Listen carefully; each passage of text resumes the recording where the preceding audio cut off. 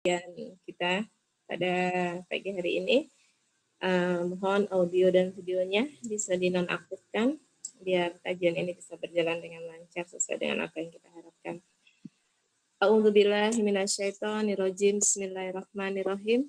Assalamualaikum warahmatullahi wabarakatuh. Waalaikumsalam warahmatullahi wabarakatuh. Innal hamdalillah nahmaduhu wa nasta'inuhu wa nastaghfiruhu wa na'udzu billahi min shururi anfusina wa min sayyiati a'malina. May yahdihillahu fala mudhillalah wa may yudlil fala hadiyalah. Asyhadu an la ilaha illallah wahdahu la syarikalah wa asyhadu anna Muhammadan abduhu wa rasuluh. Ya ayyuhalladzina amanu taqullaha haqqa tuqatih wa la tamutunna illa wa antum muslimun. Ya ayyuhalladzina amanu wa qulu qawlan sadida yuslih lakum a'malakum wa yaghfir lakum dzunubakum wa may yuti'illah wa rasulahu faqad faza fawzan azima. Teman majelis taklim pencinta sunnah yang ada di kelas hadis ini, alhamdulillah dinikmati kita timus soleha, Allah masih pertemukan kita kembali di kajian hadis ini. Semoga duduknya teman-teman insya Allah senantiasa Allah berikan pahala yang berlipat ganda dan insya Allah terus Allah istiqomahkan kita di dalam kebaikan dan di dalam bermajelis ilmu. Salam tanpa kita hadirkan kepada Nabi kita, Nabi Muhammad Sallallahu Alaihi Wasallam beserta keluarga, sahabat dan para pengikutnya yang senantiasa istiqomah berada di atas sunnah-sunnah beliau hingga yaumil akhir. Maha, sebelum kajian ini dimulai, mari sama-sama kita awali dengan membacakan basmalah. Bismillahirrahmanirrahim. Hari ini masuk ke hadis 1095. Tafadhol Ustaz. Bismillahirrahmanirrahim. Assalamualaikum warahmatullahi wabarakatuh. Waalaikumsalam warahmatullahi wabarakatuh. Innal hamdalillah nahmaduhu wa nasta'inuhu wa nastaghfiruh wa na'udzu billahi min syururi anfusina wa min sayyiati a'malina. May yahdihillahu fala mudilla lahu wa may yudlil fala hadiya lahu. Asyhadu an la ilaha illallah wahdahu la syarika lahu wa asyhadu anna Muhammadan abduhu wa rasuluh la nabiyya wa la rasula ba'dah. Allahumma salli wa sallim wa barik ala nabiyyina Muhammadin wa ala alihi wa ashabihi wa man tabi'ahum bi ihsanin ila yaumil qiyamah amma ba'd. Para ummahat, ibu-ibu, jamaah sekalian yang mudah-mudahan senantiasa dirahmati Allah Subhanahu wa taala. Puja dan puji syukur tak bosan-bosannya kita panjatkan kepada Allah Subhanahu wa taala atas karunia-Nya yang begitu besar kepada kita semuanya berupa kesehatan, kesempatan dan juga nikmatul Islam wal iman, sehingga pada kesempatan siang hari ini alhamdulillah kita bisa kembali melanjutkan kajian rutin kita, yaitu pembacaan hadis-hadis dalam kitab Al-Lu'lu' wal Marjan. Dan sekali lagi kita berharap pada Allah, mudah-mudahan apa yang kita lakukan dari thalabul ilmi ini dapat menghadirkan ridha Allah Subhanahu wa taala. Amin ya rabbal alamin. Salawat dan salam kita aturkan kepada junjungan kita Nabi besar Muhammad sallallahu alaihi wasallam, kepada keluarga, kepada para sahabat dan seluruh pengikutnya hingga hari kemudian. Amin. Para ummahat, ibu-ibu yang dirahmati Allah Subhanahu wa taala, kita masuk dalam pembahasan hadis 1095. Denda atau diat atas pembunuhan janin dan pembunuhan yang tidak disengaja. Hadis nomor 1095. Iya. Hadis Abi Hurairah anna Rasulullah sallallahu alaihi wasallam qada fi imra'atain min Hudailin iqatalata faramat ihdahuma al-ukhra bi hajar fasaba batnaha wa hiya hamil faqatalat waladaha alladhi fi batniha fakhtasamu ila an-nabi sallallahu alaihi wasallam faqada anna diyata ma fi batniha gurratun abdun aw amatun faqala waliyul mar'ati allati gharamat kaifa aghram ya Rasulullah man la syariba wala akal wala nataqa wala istahal wa mislu dzalika batal. Faqala Nabi sallallahu alaihi wasallam innama hadza min ikhwanil kuhan. baca Ibu. Bismillahirrahmanirrahim. Abu Hurairah radhiyallahu anhu meriwayatkan bahwa Rasulullah Shallallahu alaihi wasallam pernah memutuskan perkara antara dua wanita dari Bani Khuzail yang sedang berkelahi. Salah seorang melempar lawannya dengan batu dan mengenai perutnya padahal ia sedang hamil, hingga menyebabkan kematian anak yang dikandungnya. Lalu mereka mengadukan peristiwa itu kepada Nabi Shallallahu alaihi wasallam. Beliau memutuskan hukuman bagi wanita pembunuh untuk membayar diat janin dengan seorang hamba sahaya laki-laki atau perempuan.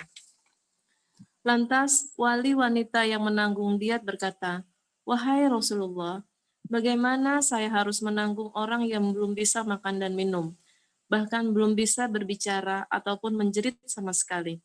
Bukankah hal itu dapat dikategorikan sebagai kecelakaan yang tidak dapat dihindari?" Nabi Shallallahu alaihi wasallam bersabda, "Orang ini teman paranormal karena berbicara dengan bersajak seperti mantra dukun." Baik para ummahat yang dirahmati Allah Subhanahu wa taala. Hadis ini mengisahkan akan satu peristiwa, yaitu peristiwa dua orang wanita yang mereka berkelahi. Mereka berdua berkelahi sampai salah satunya melempar batu sehingga mengenai perut salah seorang dari mereka. Ternyata dia sedang hamil.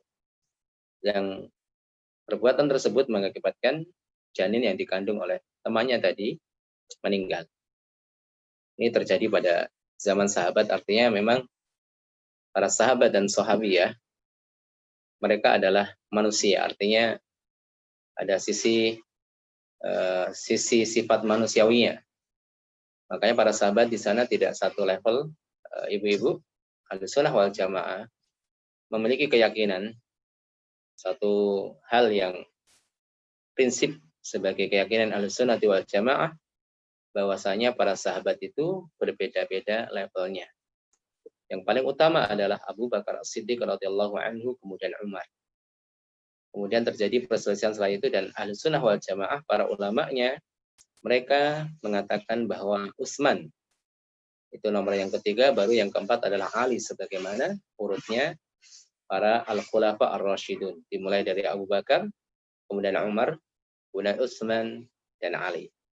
Sebagian orang-orang Syiah, yaitu orang-orang Syiah Zaidiyah, mengatakan bahwa Ali lebih utama daripada Utsman. Tapi Syiah Rafidhah, Syiah yang sangat ekstrim, mengatakan tidak demikian. Mereka mengatakan yang sah menjadi pemimpin setelah wafatnya Rasulullah Sallallahu Alaihi Wasallam adalah Ali. Sedangkan para khalifah sebelumnya itu tidak sah. Bahkan mereka orang Syiah mengkafirkan para pemimpin sebelum Ali radhiyallahu anhu. Barakallahu fikum, para umat yang dirahmati Allah Subhanahu Wa Taala. Kejadian ini dan mungkin ada beberapa kejadian sebagaimana disebutkan dalam hadis. Ada pembunuhan, ada satu peristiwa, bahkan ada perzinahan, kemudian diterapkan hukum hudud, hukum yang ditegakkan pada zaman Nabi Muhammad SAW. Tetapi satu bagian yang sangat mulia adalah mereka para sahabat menuju pada satu referensi, yaitu Nabi kita Muhammad SAW. Ketika terjadi satu peristiwa, mereka ada rujukan tunggal. Sehingga perbedaan yang ada pada para sahabat, bukan nggak ada ibu-ibu, ada perbedaan pada zaman sahabat itu tidak mengarah pada perpecahan. Karena perbedaan itu sunatullah. Perbedaan itu pasti ada. Ya, jangan dalam pembahasan agama, ya pembahasan yang sifatnya di luar agama, yang ringan, yang mungkin kita tidak menganggap atau mengira ada perbedaan. Terkadang ada saja perbedaan. Satu permasalahan yang mungkin menurut kita tidak ada potensi adanya perbedaan, ternyata kadang-kadang muncul. Karena itu memang sunatullah yang ada pada hamba-hambanya, adanya perbedaan. Tetapi kalau orang mengerti kaidah-kaidah dalam perbedaan, maka sungguh perbedaan yang ada itu tidak akan mengantarkan kepada perpecahan. Karena perintah Allah, wa'tasimu bihablillahi jami'an wa la tafarraqu. Berpegang teguhlah kalian semuanya dengan tali Allah dan jangan berpecah belah. Salah satu sebab perpecahan yang ada pada umat hari ini adalah tidak adanya referensi tunggal sebagaimana pada zaman sahabat.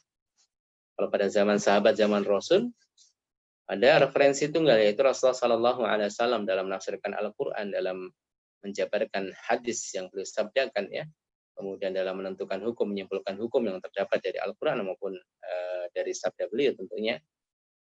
Barakallahu fikum, berbeda dengan hari ini, tidak ada referensi tunggal, bahkan potensi perpecahan sangat besar yang hadir dari perbedaan yang ada. Kemudian kejadian tersebut diadukan kepada Rasulullah Shallallahu Alaihi Wasallam dan Rasulullah menetapkan bahwasanya dia denda orang yang membunuh janin adalah wurrotun. Wurroh di sini apa ibu-ibu? Wurroh itu adalah hamba sahaya, baik laki-laki maupun wanita. Ya, baik laki-laki maupun wanita.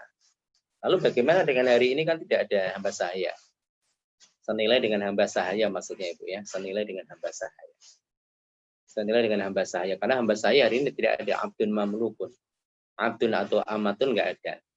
Maka diberikan diatnya, dendanya diberikan kepada keluarga korban senilai kurang lebih 5 ekor onta. Ini diat janin ya. Jadi membebaskan budak baik laki-laki atau perempuan kalau hari ini senilai dengan 5 ekor onta. Nah, ini keputusan yang disampaikan oleh Rasulullah SAW. Dan kemudian wali perempuan yang melempar batu ke perut temannya itu mengatakan, walinya mengatakan, kaifa agrom? Bagaimana aku menanggung? Bagaimana aku itu menanggung? Artinya menanggung diat di sini, menanggung denda. Ya Rasulullah, wahai Rasulullah, man la syariba wala akal, wala nataqa wala stahal, wa mislu dzalika batal. Jadi dia seakan-akan mengucapkan sajak gitu ya, yang akhir-akhir kalimatnya itu huruf lam. Ya Rasulullah, man la syariba wala akal, wahai Rasulullah, apakah aku itu menanggung, ya menanggung, membayar diat untuk orang yang la syariba wala akal, tidak makan dan minum, janin tadi maksudnya. Wala nataqa wala stahal, tidak bisa bicara bahkan tidak bisa berteriak. Mislu dzalika batal. Ya demikian itu tidak tidak mungkin gitu. Mislu dzalika batal. Faqala Nabi, kemudian Nabi Muhammad sallallahu alaihi wasallam mengatakan orang ini adalah temannya paranormal. Di antara cirinya adalah mereka suka membaca mantra-mantra dengan gaya-gaya bacaan saja gitu ya. Ini peringatan dari Rasulullah sallallahu alaihi wasallam bahwasanya namanya hak adamiyun, hak sesama manusia itu tidak boleh, tidak bisa gugur walaupun orang nggak sengaja sekalipun. Ini berbeda dengan hak hamba kepada Allah. Ketika seorang hamba itu tidak memberikan hak Allah berupa ibadah ketaatan, malah terkadang memalingkan ibadahnya itu kepada selain Allah. Berarti telah melakukan kezaliman. Tapi taubatnya ya cukup taubat dia dengan Allah Subhanahu wa taala. Tapi berbeda dengan dosa yang ada kaitannya dengan makhluk. Maka tidak cukup taubatnya hanya kepada Allah Subhanahu wa taala. Makanya pada pertemuan sebelumnya kita bahas tentang masalah pembunuhan misalnya, itu kezaliman yang sangat besar. Maka taubatnya itu tidak cukup hanya kepada Allah. Taubatnya ya kepada keluarga korban dan bahkan pada korban itu sendiri, padahal korban sudah meninggal misalnya. Lalu bagaimana kalau orang itu sudah diterapkan hukum hudud? Orang yang bunuh dengan sengaja ya dia harus dieksekusi. Apakah kemudian dia lepas begitu saja? Ada dua pendapat bahkan. Bahkan orang yang sudah ditegakkan hudud sekalipun seperti eksekusi mati bagi pembunuh yang sengaja, ada yang berpendapat nanti tetap akan dihadapkan dengan orang yang dibunuh itu walaupun dia sudah ditegakkan hudud. Itu ada satu pendapat demikian. Ini menunjukkan besarnya dosa menzalimi orang lain dan tentunya kezaliman itu berbeda-beda tingkatan dan levelnya. Barakallahu fikum. Jadi hadis 1095 ini menjelaskan tentang diat denda yang diberikan untuk orang yang terbunuh bayinya maksudnya. Itu diatnya adalah membebaskan budak baik laki-laki ataupun wanita yang hari ini senilai dengan 5 ekor onta. Kita lanjutkan ibu-ibu. Hadis 1096. Hadisul Mughirah bin Syu'bah wa Muhammad bin Maslamah an Umar radhiyallahu anhu. أنه استشارهم في إملاص المرأة فقال المغيرة قضى النبي صلى الله عليه وسلم بالغرة عبد أو أمة فشهد محمد بن مسلمة أنه شهد النبي صلى الله عليه وسلم قضى به. Akan dibaca.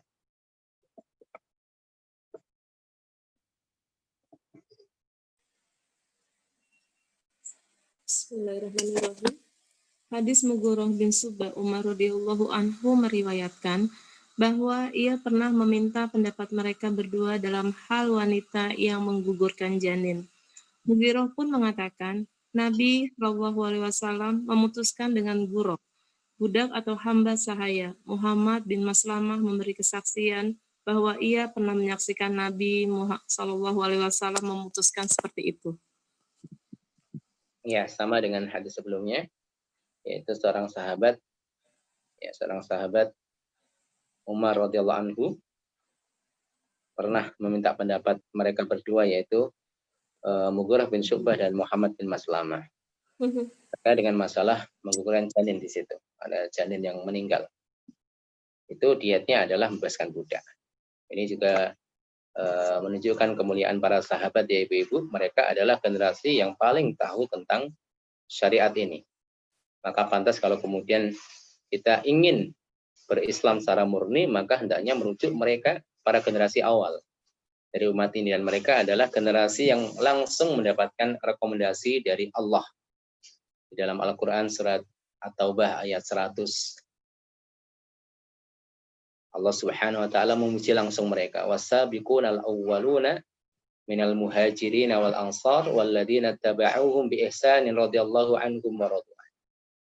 Orang-orang yang terdahulu, yang awal-awal masuk Islam dari kalangan kaum muhajirin dan ansar, serta orang-orang yang mengikuti jejak mereka.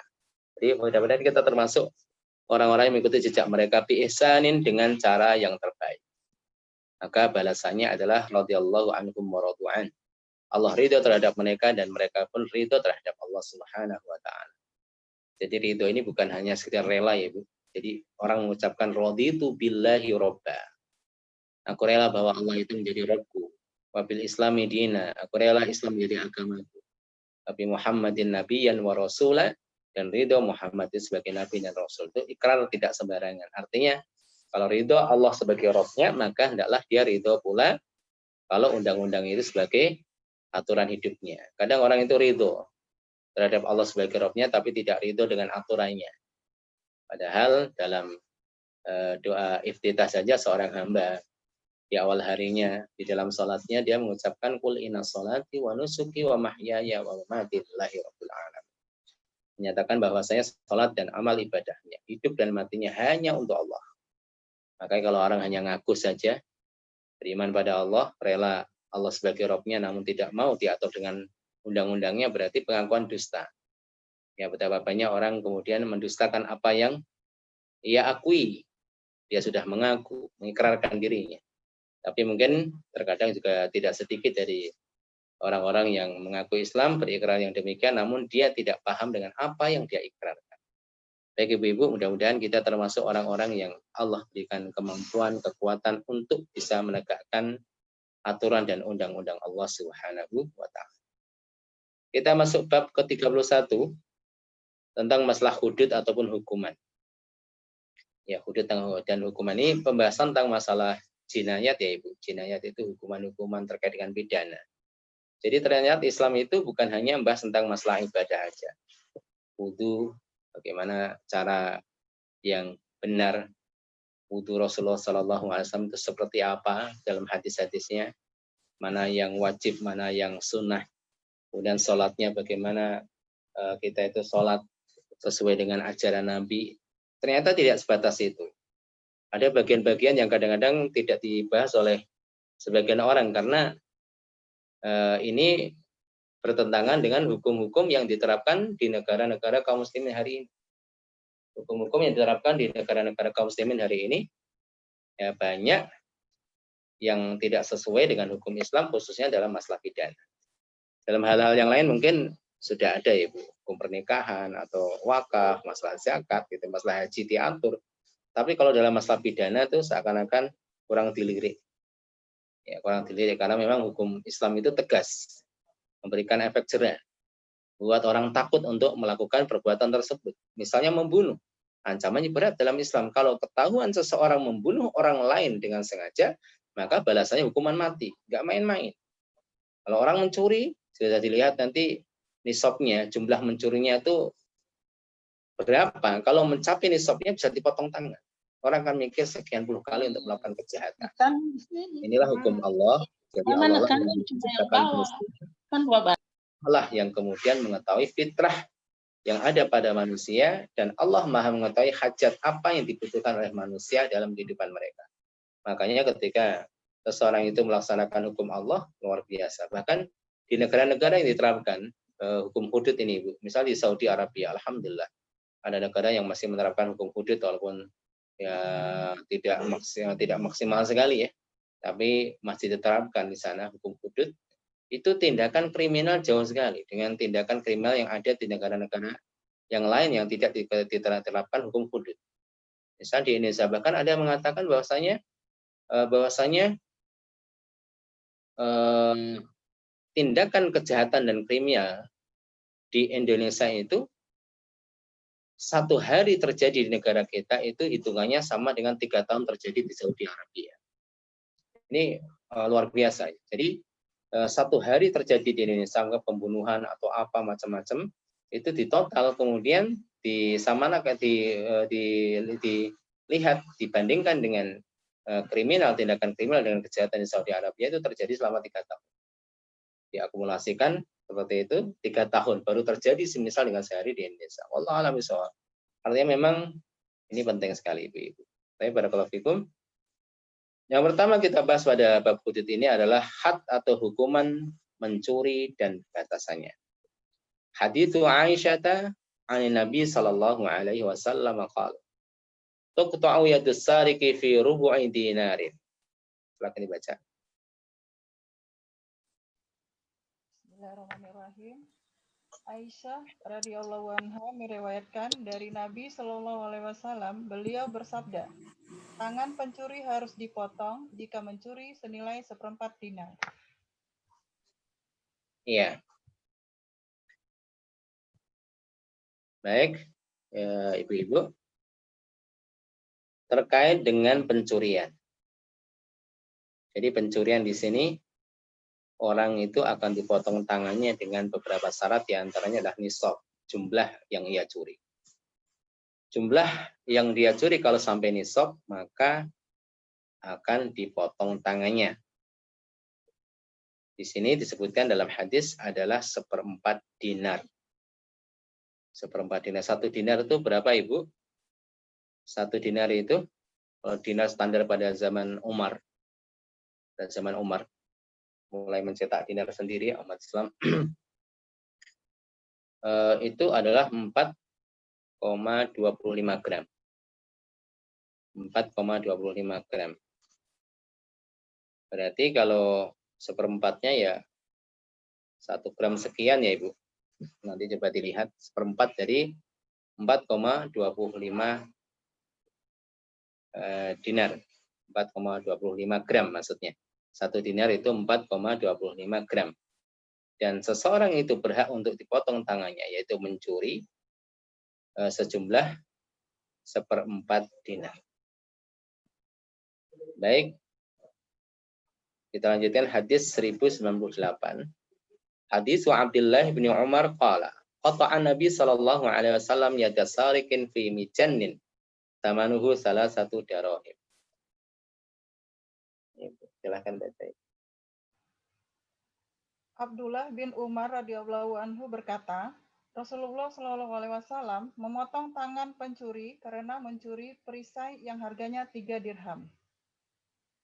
Iya. 3 dirham. Baik, 3 dirham. Ini menjadi batasan nisab sehingga para ulama sendiri berbeda pendapat. Ya, berbeda pendapat tentang nisab pencuri dengan beberapa riwayat hadis ya. Madhab Hanafi sendiri mengatakan nisabnya adalah 1 dinar. 1 dinar atau 10 dirham. Sedangkan madhab Maliki 3 dirham sebagaimana dalam hadis ini. Kalau madhab Asy-Syafi'i adalah 1/4 dinar. Sedangkan madhab Hambali 1/4 dinar atau 3 dirham. Jadi menggabungkan hadis-hadis yang ada. Jadi 1/4 dinar atau 3 dirham. Itu nisab dalam pencurian, bisa dikenai hukum hudud berupa potong tangan ketika kadar yang dia curi adalah 1/4 dinar atau 3 dirham ataupun senilai dengan jumlah tersebut. Baik, hadis berikutnya. Hadis 1099. Hadis Abi Hurairah 'anin Nabi sallallahu alaihi wasallam qala la'anallahu as-sariqa yasriqul baydata fatuqta'u yaduhu wa yasriqul habla fatuqta'u yaduhu. Silakan dibaca.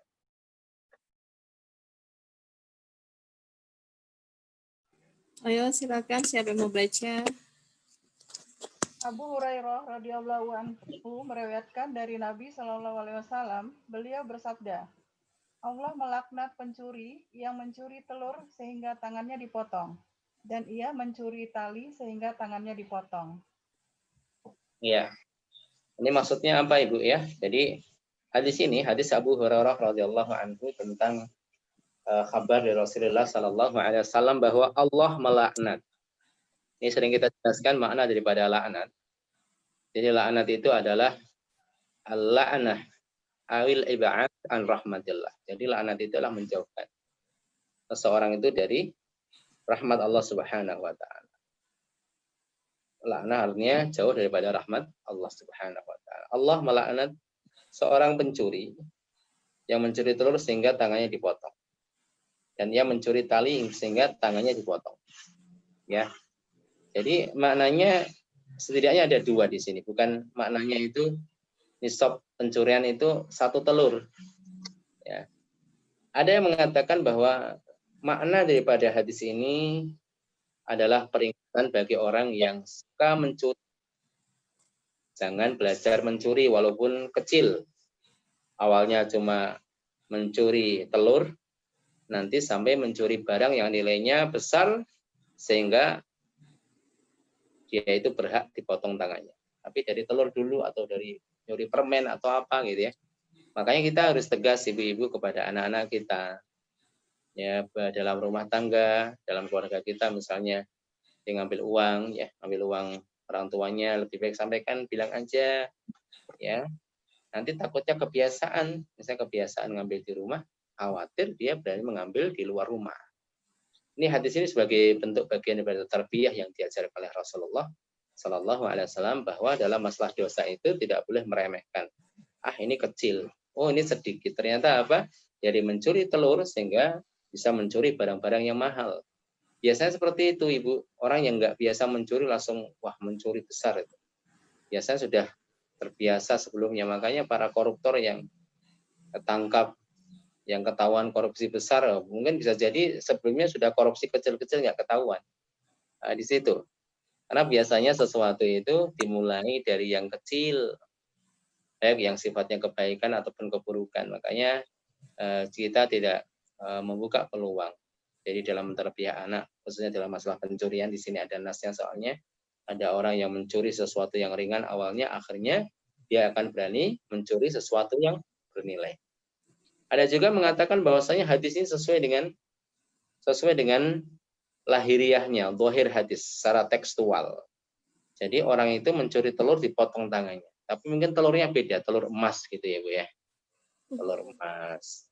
Mencuri tali, mungkin tali kapal atau tali apa yang mahal gitu ya. Tapi intinya hadis ini tidak berseberangan dengan jumlah nisab seseorang pencuri itu berhak dipotong tangannya sebagaimana disebutkan dalam 2 hadis sebelumnya.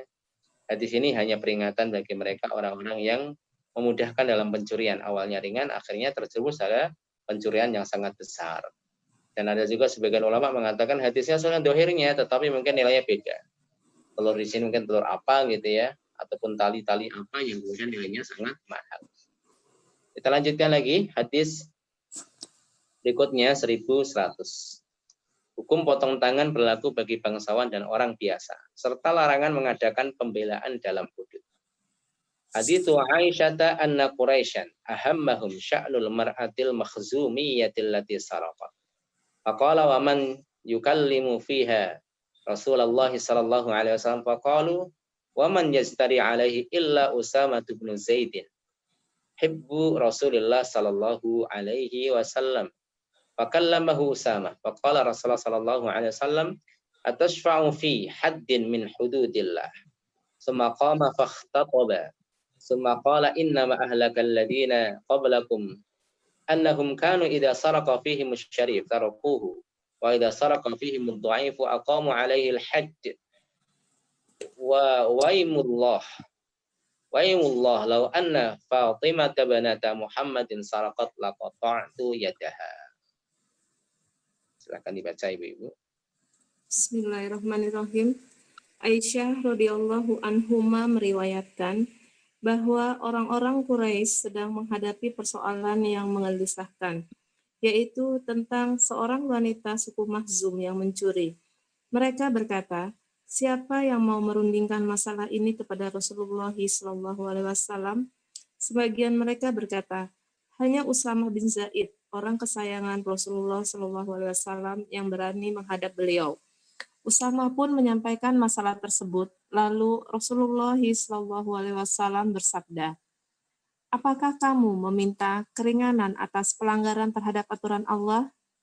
Kemudian beliau berdiri menyampaikan khutbah lalu bersabda, penyebab orang-orang sebelum kalian binasa ialah karena bila ada orang dari kalangan terhormat mereka, seperti pejabat, penguasa, tokoh masyarakat, mencuri, mereka membiarkannya. Dan apabila ada orang dari kalangan biasa dari mereka seperti rakyat jelata atau orang biasa mencuri, mereka menegakkan hukuman atasnya. Demi Allah, seandainya Fatimah binti Muhammad mencuri, pasti akan kupotong tangannya. Iya, barakallahu fikum ibu-ibu yang dirahmati Allah. Ada satu kisah seorang wanita Makhzumiyah melakukan pencurian. Ini menjadikan orang-orang Quraisy gelisah, yang kemudian berusaha untuk bisa berunding dengan Rasulullah SAW untuk diringankan sanksinya, hukumnya. Sampai kemudian mereka mengatakan siapa yang pantas gitu ya, siapa yang mau merundingkan masalah ini kepada Rasulullah SAW, gitu kan? Mereka mengatakan hanya Usamah bin Zaid. Jadi Usamah bin Zaid anaknya Zaid ya. Usamah anaknya Zaid. Zaid anaknya Harithah, Zaid bin Harithah. Bapaknya Usamah itu namanya Zaid, merupakan anak angkat Rasulullah SAW, sehingga hubungan Rasulullah dengan Zaid bin Harithah serta anaknya sangat dekat. Mereka menyangka bahwasanya ini bisa dirundingkan oleh orang terdekat. Akhirnya Usamah nego gitu kan kepada Rasulullah SAW, tapi dijawab oleh Rasul, atashfa'u fi haddin min hududillah. Rasulullah SAW mengatakan, apa kamu meminta, ataupun kalau bahasa di sini atashfa'u bi, kalau terjemahan di sini kan, apa kamu minta keringanan atas pelanggaran terhadap hukum Allah. Kalau kita terjemahkan atashfa'u bi, apa kamu itu menjadi perantara, mediator gitu ya dalam masalah hukum Allah. Apa kamu itu menjadi pemberi syafaat? Karena syafaat sendiri adalah at-tawassut lil ghair bi jalbi manfaatin aw daf'i madarrah. Menjadi perantara untuk orang lain dalam mendapatkan kebaikan atau menolak keburukan. Jadi syafaat itu seperti itu, Ibu. Apa kamu mau menjadi mediator, berikan syafaat pada si fulan yang melanggar dalam urusan hukum-hukum Allah ini? Jadi memang pada zaman Nabi itu sudah ada seperti itu. Artinya orang yang memposisikan diri sebagai mediator. Dan ini bukan haram, tergantung kasusnya. Kalau dia menjadi mediator untuk kebaikan nggak masalah. Bahkan masalah duniawiyah, ada orang dalam gitu ya. Saya ingin kerja di sana, tolong deh sampaikan ini ke ini gitu. Oh iya. Jadi dianjurkan kita mudahkan saudara kita, Ibu. Misalnya ada orang yang pengen melamar, ini masalah pernikahan. Ada anak tetangga kita, orang tuanya minta tolong kita untuk coba menyampaikan lah gitu ya kepada si fulan yang punya anak gadis, atau sebaliknya kita menjadi pemberi syafaat, menjadi mediatornya. Karena kalau kita yang berbicara, suara kita itu didengar, bicara kita didengar, omongan kita didengar.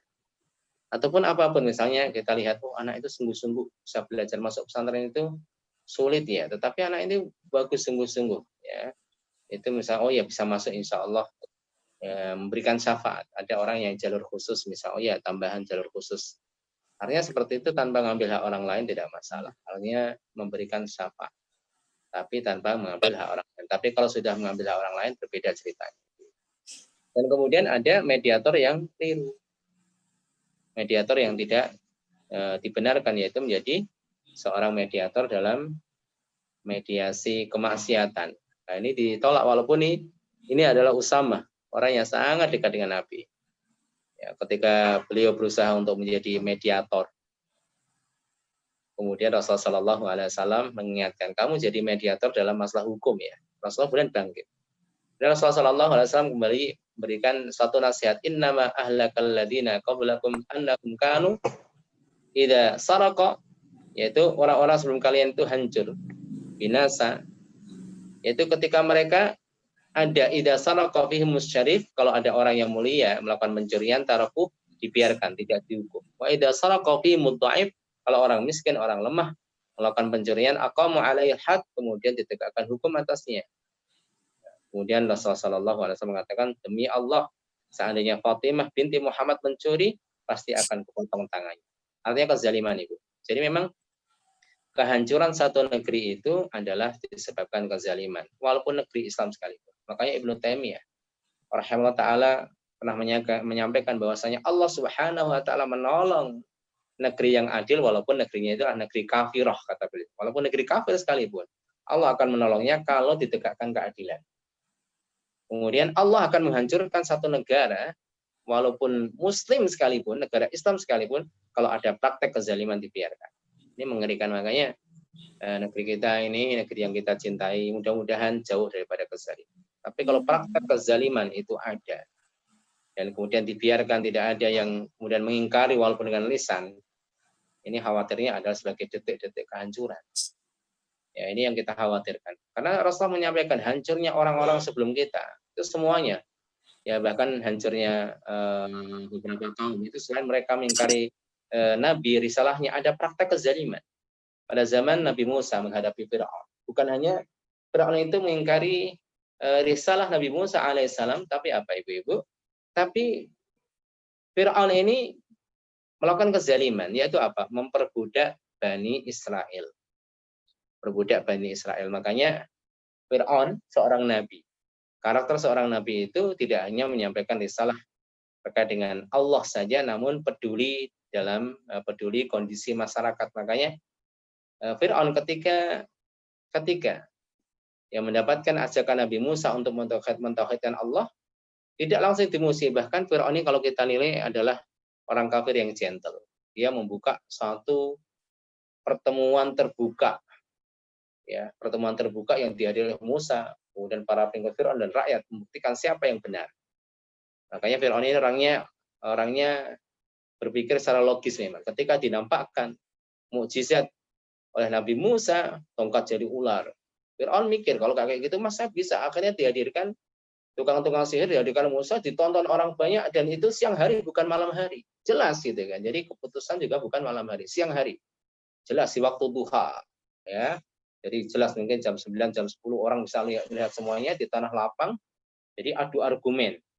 Jadi adu argumen plus kemudian menampilkan kemampuan masing-masing. Di situ. Ini Fir'aun. Jadi selama Musa ini mengajak Fir'aun untuk beriman pada Allah, Fir'aun masih bisa melayaninya dengan argumentasi, dengan diskusi. Tapi ketika kemudian Musa alaihissalam mulai mengganggu kepentingan rezim Fir'aun pada waktu itu menjadikan Fir'aun gerah. Apa itu?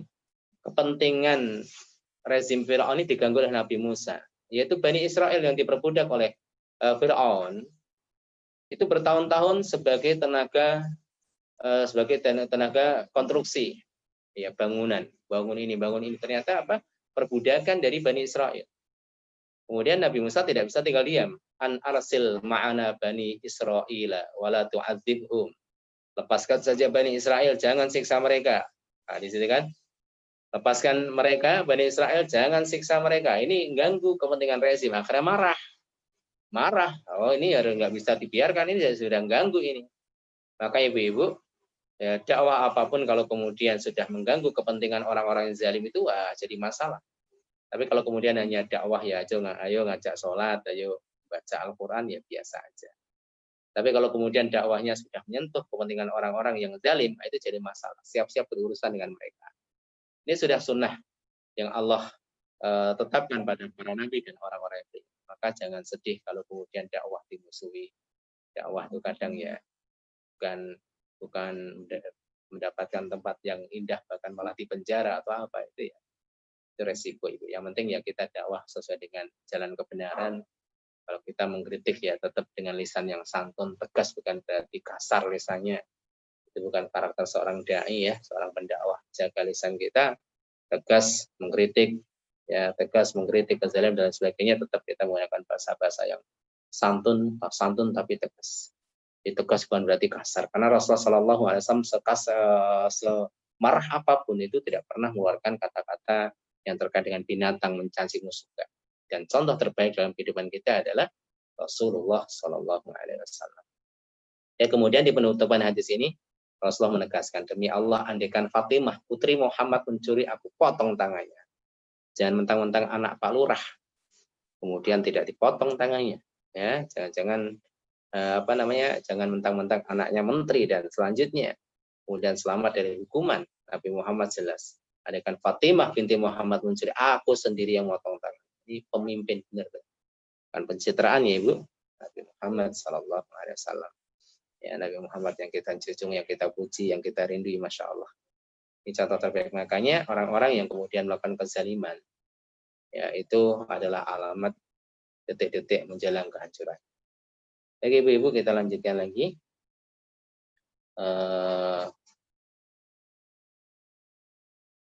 Hadis 1101 ya, hukum rajam bagi pezina yang sudah bersuami istri. Sekarang kita masuk hukum selanjutnya, hukum pidana selanjutnya adalah masalah perzinahan. Ya, sebelumnya masalah pencurian, sekarang perzinahan. Hadis Umar bin Al-Khattabi, Inna Allah ba'atha Muhammadan sallallahu alaihi wasallam bil haqqi wa anzala alaihi al-kitaba fakana mimma anzalallahu ayatul rajam. Faqara'naha wa aqalnaha wa wa'aynaha. Rajama Rasulullah sallallahu alaihi wasallam. Rajamna ba'dahu fa akhsha. In tala bin nasi zamanun ayyakula qail wallahi ma najidu ayatul rajam fi kitabillah. Fayadhillu bi tarki faridatin anzalahallahu war-rajmu fi kitabillahi haqqun 'ala man zana.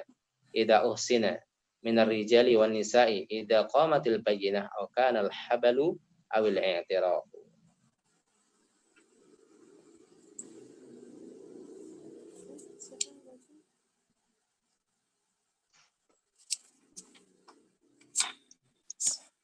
Bismillahirrahmanirrahim. Umar bin Khattab radhiyallahu anhu berkata, sesungguhnya Allah telah mengutus Muhammad sallallahu alaihi wasallam dengan kebenaran. Dia juga telah menurunkan Alkitab kepada beliau. Di antara yang diturunkan kepada beliau ialah ayat rajam. Kita semua telah membaca, mempelajari dan memahaminya. Rasulullah sallallahu alaihi wasallam telah melaksanakan hukuman rajam tersebut. Begitu juga kita telah melaksanakan hukum tersebut sepeninggal beliau. Aku khawatir, lama-kelamaan akan ada orang yang mengatakan, di dalam Al-Quran kita tidak mendapati ayat tentang hukum rajam. Mereka pun tersesat karena meninggalkan suatu kewajiban yang telah Allah Ta'ala turunkan. Sungguh, hukum rajam dalam kitab Allah adalah benar adanya.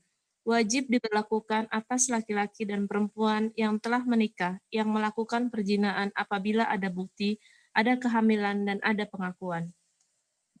Ya, Ibu-Ibu barakallahu fikum. Hadis ini menjelaskan bahwasanya dulu di dalam Al-Quran ada ayat tentang rajam. Yang rajam ya Ibu, yaitu hukuman bagi orang yang berzina. Yaitu berzina bagi orang yang sudah menikah. Dirajam artinya dilempari batu sampai meninggal. Jadi batu dilemparkan, tidak boleh orang itu kemudian ada kasih sayang dalam hatinya, nggak boleh. Kasihan, tidak, nggak boleh. Karena kalau kasihan akan mengundang kezaliman, ini kezaliman. Kezaliman merusak hak asasi orang lain. Makanya agama itu lahir untuk hifdzul a'rad, menjaga kehormatan, menjaga nasab, hifdzun nasab. Dan zina ini merusak nasab. Baik. dilempar batu sampai mati. Dilempar semuanya, kena kepalanya, kena badannya. Kenapa seperti itu? Untuk menggugurkan kesalahan.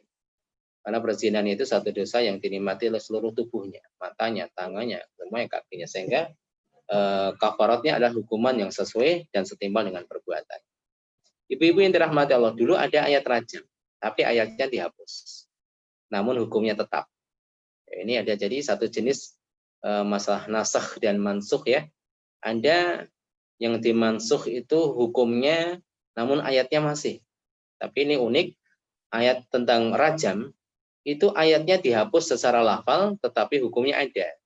Buktinya Rasulullah tetap melaksanakan hukuman rajam, sepeninggalan Nabi juga demikian. Jadi hukumnya masih ada ibu-ibu. Ya, hukumnya masih ada. Nanti ibu-ibu coba cari di Google. Ayat tentang rajam yang dihapus. Ya, nanti dicari. Karena itu juga pernah ada dalam Al-Quran, kemudian dihapus lafalnya, namun hukumnya itu masih tetap ada. Ya, ini kekhawatiran para sahabat. Nanti kalau muncul generasi-generasi baru, kemudian mereka nggak ngerti kedudukannya seperti apa, seperti apa. Karena tidak didapatkan ayat tentang rajam di dalam Al-Quran. Walaupun kalau kita mempelajari metodologi yang benar dalam Islam, hukum dalam Islam itu tidak sebatas pada Al-Quran saja, tapi juga bersumber dari hadis Nabi kita Muhammad SAW. Kalau hadis jelas, nanti banyak sekali hadis-hadis tentang pengakuan orang berzina kemudian dirajam oleh Rasulullah SAW. Ibu-ibu, jadi orang itu dirajam karena ada bukti, ada saksi, ya kemudian ada tanda jelas kehamilan ataupun pengakuan. Oh, saya berzina, maka ditegakkan hukum hudud. Tetapi catatannya ibu-ibu, hukum hudud hari ini ya belum bisa ditegakkan. Kenapa? Tidak ada perangkatnya. Karena hukum hudud ini tidak bisa dilakukan secara personal ataupun individu. Ibu-ibu melihat ada orang berzina, kemudian ditarik dia, dilempar ke lapangan, ditaruh di lapangan, kemudian kaum muslimin dikumpulkan untuk merajam dia, nggak boleh. Atau ada orang mencuri, berikutan kita potong tangannya. Tidak boleh. Karena yang berhak untuk menegakkan hukum tersebut adalah memang ulul amri sebagai pemegang otoritas kekuasaan, ya, tidak boleh secara personal. Makanya hukum ini wajib ditegakkan, maka segala piranti yang dibutuhkan untuk bisa menegakkan hukum ini jadi wajib, Ibu. Makanya tidak salah kalau kemudian kaum muslimin bercita-cita supaya bisa menegakkan sistem syariah. Ya, bagi pemeluk-pemeluknya yang ini pernah ditegakkan di negeri Indonesia walaupun hanya sehari. Ya, ketuhanan dengan kewajiban menjalankan syariat Islam bagi pemeluk-pemeluknya. Ada 9 kata yang pernah dihapus dalam Piagam Jakarta itu.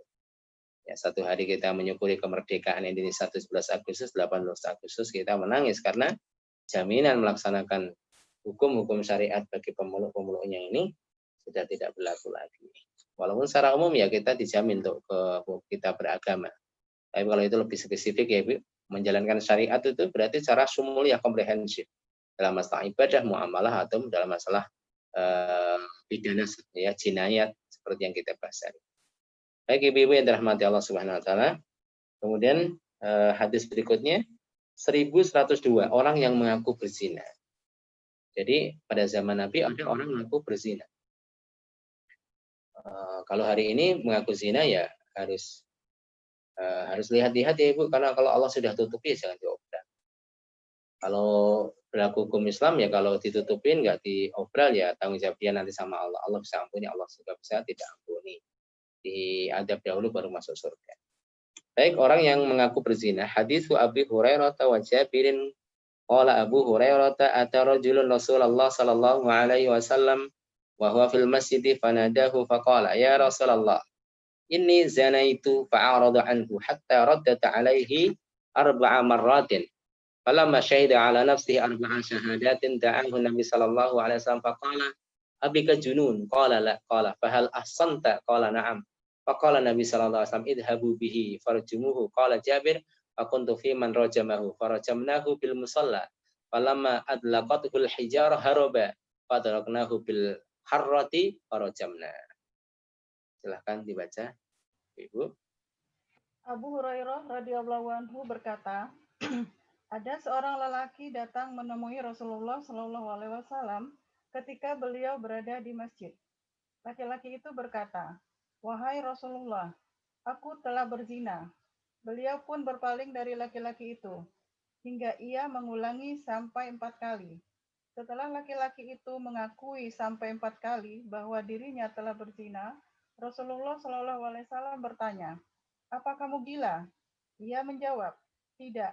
Beliau bertanya lagi kepadanya, "Apa kamu sudah pernah menikah?" Ia menjawab, "Sudah." Rasulullah Shallallahu Alaihi Wasallam pun bersabda kepada para sahabat, "Bawa orang ini, kemudian rajamlah ia." Jabir berkata, "Aku termasuk orang yang ikut merajamnya. Kami merajamnya di musola.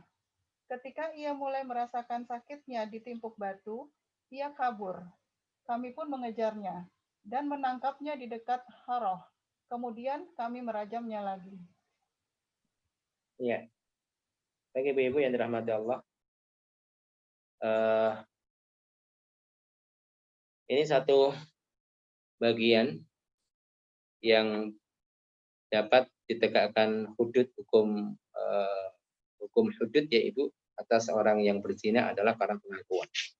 Ada seorang laki-laki datang kepada Nabi mengatakan ataupun mengaku telah berzina. Saya berzina ya Rasulullah. Rasulullah Shallallahu Alaihi Wasallam itu orangnya nggak pengen tahu hal itu. Dia kalau sembunyikan sudah simpan sajalah, taubat sama Allah. Tapi dia ingin ditegakkan atas dirinya hukum Allah. Sampai dia bersumpah 4 kali. Dan Rasulullah Shallallahu Alaihi Wasallam pun kemudian bertanya, "Kamu itu gila atau waras?" Kayak gini kok, ya berarti itu ya bahasa kita. "Ya, saya nggak gila ya Rasulullah, waras." "Kamu udah nikah belum?" "Sudah." Kalau ini udah jelas dah. Udah berkali-kali dicuekin masih aja. Kalau dia misalnya dicuekin pergi, Rasulullah udah pura-pura nggak dengar, biar aja gitu. Rasulullah itu sayang banget. Tapi laki-laki ini mendesak gitu, mendesak semangat dia. Ya, semangat dia. Akhirnya semuanya sudah diketahui, dia tidak gila, artinya waras, kemudian juga sudah menikah. Rasulullah memerintahkan para sahabat membawa dia di satu tempat. Maka Jabir mengatakan, aku termasuk orang yang merajam dia. Dia dirajam di dekat tempat sholat ya, dekat tempat sholat musola. Ya, jadi musola di sini kalau dalam istilah hadis itu terkadang beda dengan masjid itu. Jadi kalau masjid itu adalah tempat sholat berupa bangunan yang kita sholat sehari-hari di sana. Kalau musola itu adalah tempat lapang yang biasanya dilakukan sholat istisqa, sholat Aid, itu disebut musola. Itu seperti itu. Jadi dirajam di musola, di tempat yang biasa dilakukan sholat Aid, tanah lapang. Kemudian ketika dia terkenai batu lemparan rajam, itu lari dia, karena merasakan sakit ya, ini manusiawi, lari dikejar sampai ketika di Harroh, ya, di Harroh dia kedapatan, akhirnya dirajam lagi sampai meninggal. Jadi ibu-ibu, ini pernah terjadi pada zaman Nabi kisah seperti ini. Ya walaupun kalau orang hanya mandang satu sisi kok kejam banget, ternyata ya hikmahnya besar. Orang itu berzina ya sudah. Jadi zina menurut pengertian Islam itu ya jelas melakukan hubungan di luar nikah, walaupun suka sama suka sekalipun, ridho sama ridho ya. Beda dengan hukum hari ini, kalau orang melakukan perzinahan suka sama suka ya nggak ada hukumnya. Jadi nggak bisa bapak itu nuntut gitu kan ya. Apalagi mungkin anaknya tidak di bawah umur. Kalau di bawah umur mungkin masih bisa dituntut, tapi kalau anaknya sudah dewasa susah itu. Selama anak itu tidak ada hubungan suami istri, seorang perempuan kemudian tidak dipaksa oleh laki-laki, susah untuk kemudian menerapkan hukum perzinahan.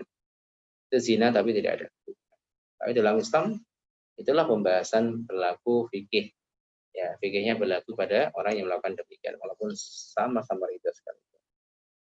Baik, kita baca satu hadis lagi, Ibu, cukup panjang. Hadis Abi Hurairah wa Zaid bin Khalid al-Juhani.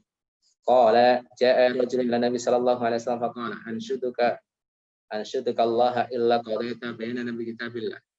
Faqama khasmuhu wa kana afqahu minhu. Faqala sadaqa iqdi bainana bi kitabillah. Wa adan li ya Rasulullah. Faqala Nabi sallallahu alaihi wasallam qul faqala inna bani kana asifan bi ahli hada fazana bi imraatihi faftadaitu minhu bi mi'ati syatin wa khatimin. Wa ini sa'altu rijalan min ahli al-ilmi fa akhbaruni anna alayya ibni jalda mi'atin wa tadribi 'am wa ana 'ala imra'atin wa anna 'ala imra'ati hadar ar-rajma.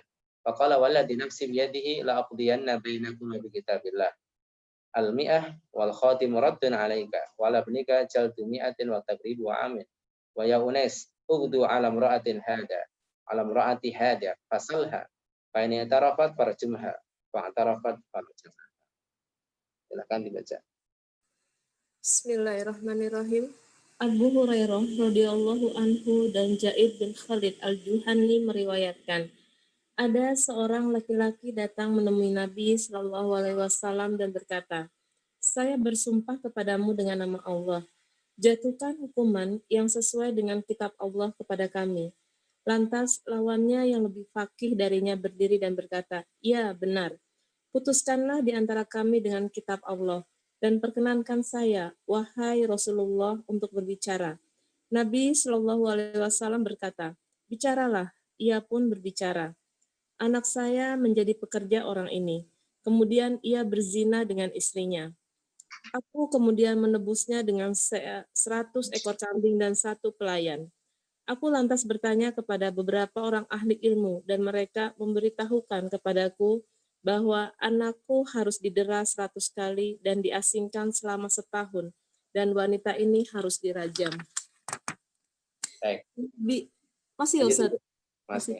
Nabi SAW bersabda, demi zat yang jiwaku ada di tangannya, sungguh aku akan putuskan perkara di antara kalian berdua hukuman yang sesuai dengan hukum Allah.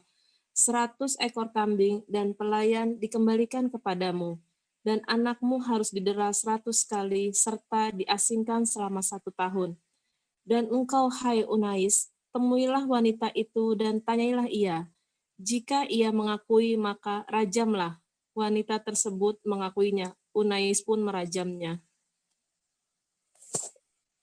Baik Ibu-ibu, ini masalah hukum berzina bagi yang belum nikah adalah didera sebanyak 100 kali dan diasingkan selama 1 tahun dari tempat ia berzina. Para ulama mengatakan ini berlaku bagi laki-laki, sedangkan perempuan tidak berlaku ini. Jadi cukup didera saja. Dicambuk 100 kali. Dicambuk 100 kali dan diasingkan selama 1 tahun. Ada yang mengatakan diasingkan ini bisa diartikan di penjara 1 tahun. Bagi laki-lakinya, bagi perempuan, para ulama mengatakan tidak. Nanti ada rinciannya ibu-ibu pada hadis-hadis berikutnya kalau budak berzina bagaimana gitu kan. Apa hukumnya sama atau tidak dengan orang yang merdeka. Kemudian kalau misalnya dicambuk mati, ada diat enggak untuk keluarganya, itu dibahas dalam fikih. Baik ibu-ibu yang dirahmati Allah, jadi kasusnya ada seorang laki-laki bekerja dengan satu keluarga yang kemudian dia berzina dengan istri tuannya. Kemudian bapaknya laki-laki pemuda tadi menebus, membayar kepada suami yang istrinya itu berzina dengan anaknya itu, yaitu al-mi'ah wal khotim, yaitu 100 ekor unta dan pembantu ya, seperti sini. 100 ekor kambing. Kambing. Iya. Oh iya, bimati syatin. Bimati syatin 100 ekor kambing dan pelayan. Ya. Dan itu ternyata ketika sampai pada Rasulullah SAW, hukum Allah tidak demikian. Jadi 100 ekor kambing dan pembantu dikembalikan kepada keluarga pemuda tadi, dan kemudian Unas diperintahkan untuk menemui wanita tadi. Wanita sudah nikah kan? Kalau udah ngaku maka rajam. Kalau nggak ngaku ya udah gitu. Kalau nggak ngaku ya udah. Kalau ngaku berarti kalau nggak ngaku berarti dia tidak. Nanti ada hukumnya itu ya. Masalah presiden dia ngaku atau tidak ngaku. Kalau ada orang mengaku presiden dengan si fulan, tapi si fulananya nggak ngaku, berarti sama saya menuduh. Nanti laki-lakinya kena hukuman lagi kan. Jadi dia seorang wanita tadi mengakuinya, kemudian dirajam. Sehingga dapat disimpulkan hukum perzinahan, ini kita bicara tentang orang yang merdeka ya ibu-ibu, bagi orang yang belum menikah, maka dicambuk 100 kali, dan bagi laki-laki yang berzina sebelum nikah ditambahi 1 tahun diasingkan atau dipenjara. Kemudian bagi orang yang sudah nikah, baik laki-laki atau wanita, maka dirajam sampai meninggal. Wallahu a'lam. Nah, baik Ibu, saya kira cukup. Insyaallah kita lanjutkan pada pertemuan yang akan datang. Baik Ustaz, alhamdulillahirabbil alamin, jazakallahu khair, barakallahu fiik atas penjelasan yang sudah disampaikan oleh Ustaz. Kita berakhir di hadis 1103 ya. Umahat, kalau memang ada yang mau ditanyakan dipersilahkan. Kalau ada yang mau bertanya dipersilahkan.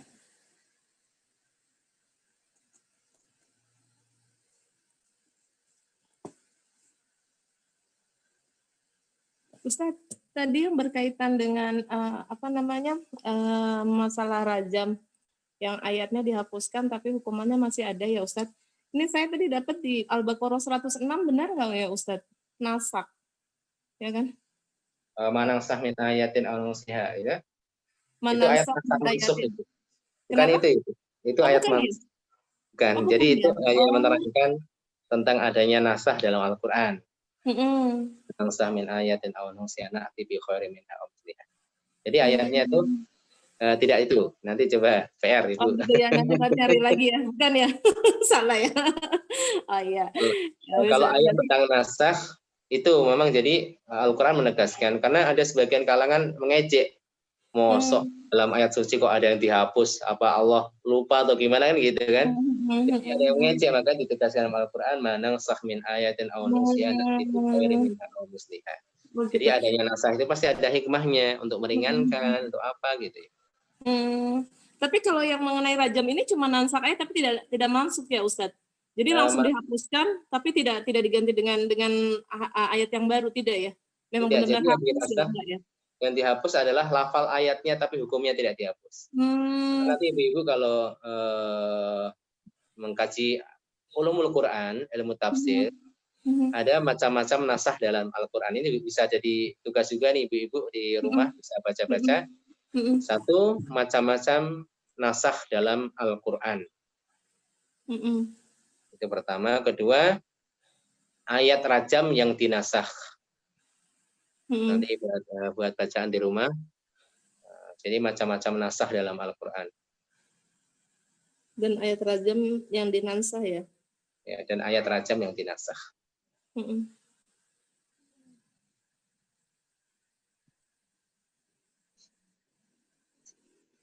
Baik, baik teman-teman, kalau memang ada yang mau ditanyakan, dipersilakan.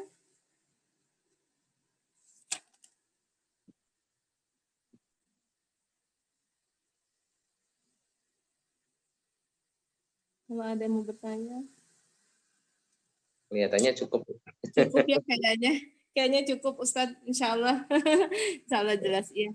Baik, Ustadz, jazakallah khair atas ilmu yang disampaikan. Semoga ilmunya bermanfaat buat kami semua dan insya Allah semakin terus menjadikan kita orang-orang yang rajin, terus istiqomah di dalam bermajelis ilmu. Tetap semangat Ustadz mengajar kami.